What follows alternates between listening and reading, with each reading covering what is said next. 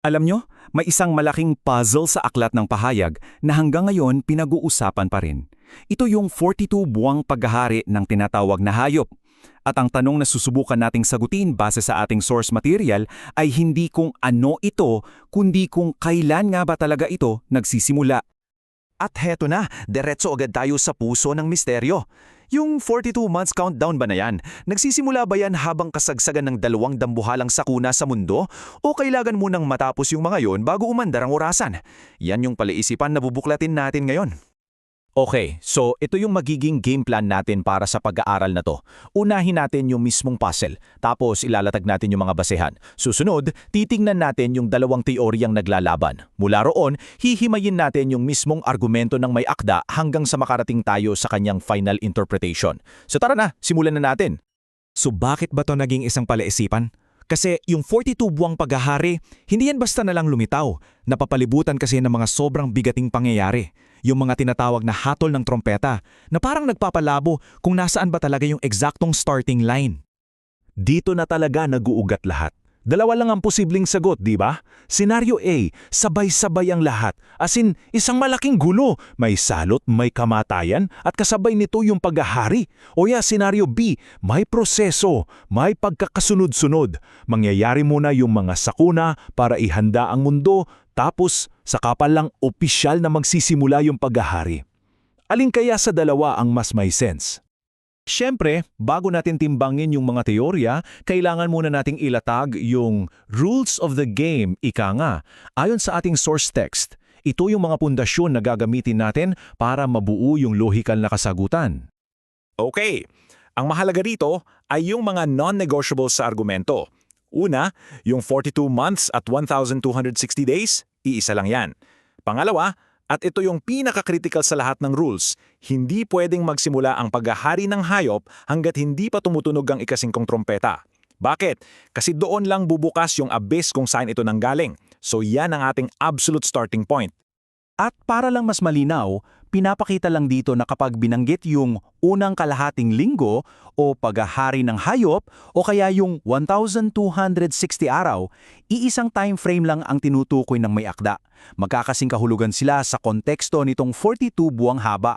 Tandahan natin yan ha. Ngayon, ipicture nyo yung eksena. Ito yung backdrop ng misteryo natin. Una, 5 buwan ng parang torture. Tapos, kasunod nun, kamatayan ng bilyon-bilyong tao. Sa gitna ng ganitong global chaos, saan at kailan ba talaga eksaktong magsisimulang tumakbo yung 42-month na orasan?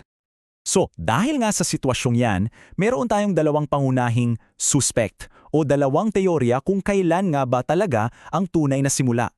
Ating kilalanin. Ayan, malinaw na malinaw yung laban. Sabi ng teorya A, parang isang malaking sabugan, sabay-sabay lahat. Habang may salot at kamatayan, isinasabay na rin yung 42 buwang pag-uusig.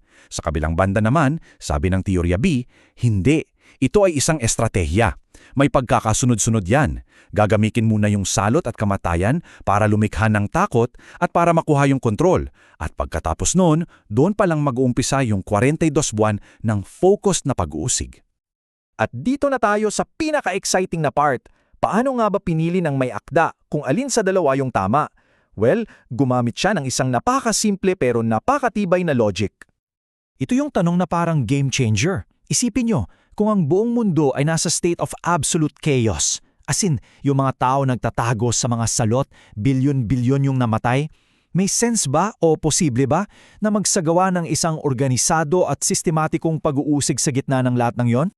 At dito na nalilinaw lahat ang punto ng may akda.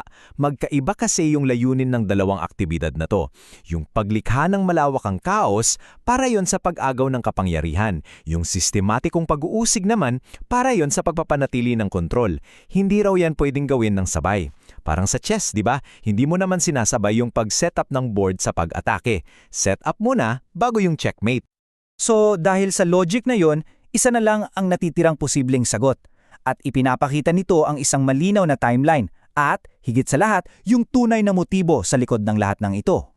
Ito na yung kinalabasang pagkakasunod-sunod. Step 1 and 2, yung ika-5 at ika-6 na trampeta, yan yung preparation phase, yung paglikha ng takot at pag-consolidate ng global power.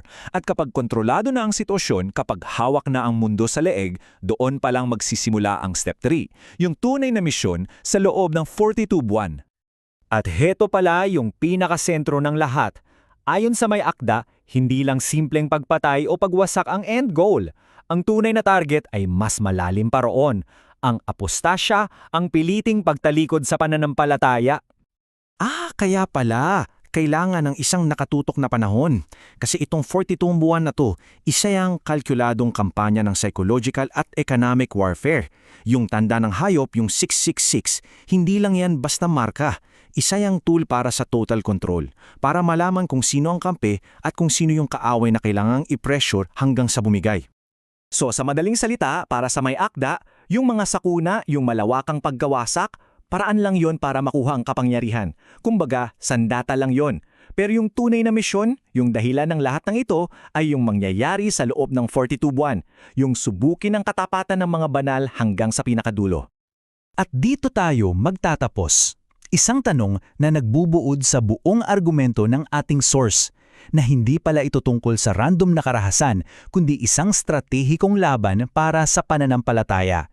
Na sa huli, ang tanong ay hindi lang kailan, kundi bakit. Ano sa tingin ninyo ang mas mahalaga sa isang digmaan? Ang sirain ng katawan o ang pasukuin ang kalooban?